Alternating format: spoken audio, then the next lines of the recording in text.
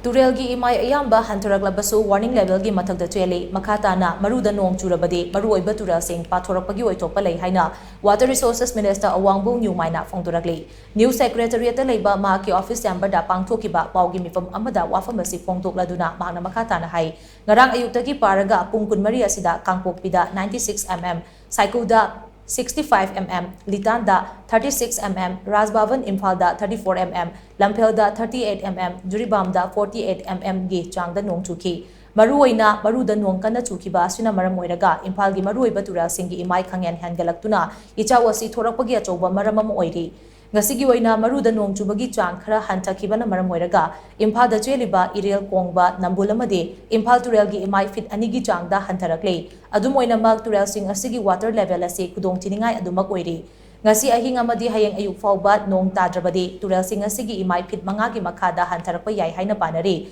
adubu karigumba ngasi ahing natraga hayeng ayuk asida nong amuk churaklabadi Turel gi imai asi amuk hengalaktuna ising pathorakpa yabagi oithokpa lei hauji gi oina Imphal Turel gi mafam 13 ta ising pathopagi report lei Nambu Turel Iril Turel amadi Kongba Turel gi mafam kharadasu ising pathopagi report lei Turel sing asi pathorakpadagi Imphal West District gi mafam 10 henna thumjilaga leire madugi manungda Singzamai area asina khwaidagi henna thumjinba mafam oiri Imphal East District gi oina mafam 13 ising thumjinkhre hairiba mafam asida NDRF SDRF Manipur Fire Service amadi Manipur Police ka local volunteers singa khusamnaduna yumdagi thokpa yadaduna pallaga lehoba sing rescue tobagi thabak chathari Imphal East amadi West District ki tongan ba ising thumjin kraba mafam sing dagi rescue team sing na myo lising amaga chahum yankei rescue tawkhre hauji pawbagi oina ichawasina maram oiraga Imphal manungda misi mina thopagi paw leitri adubu Senapati District adi myo anidi laikidre chai asigi May 19 da thokiba ising ichaw adudagi handaki thokliba ising ichaw asina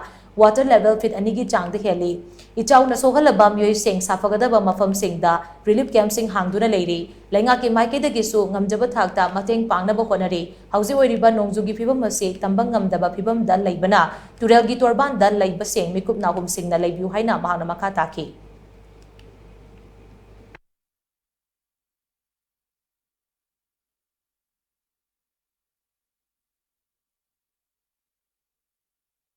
Imphal West mufam tara hena lere aduga Imphal East na Imphal East the 24 places asi flood tawraga lei Imphal West ina Singzamai AC da mufam taret langthabal da mufam mahum aduga top so laikai macha si ising thoma hojik leri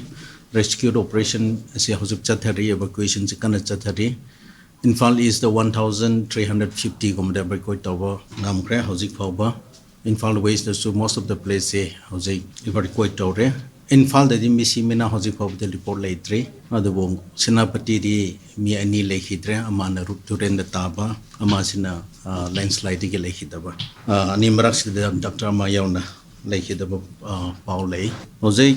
nong chuba changse upstream da hojik ti yam hanthari adubo Karigumba ngasi ahing hayeng amuk hengar patarati most of the Imphal River say danger level cross tower later benina hena muk thokpiya bagi akibisulei sipage si mafam yam thorakre hoje ngarang de overflow tobani ngasi de sipage yam thorae aduga hoje Singzamai da yam chauna bridge tower hoje plug toba kana honari mafam ayam bade plug toba de ngamkre mafam krade dum hoje progress da lei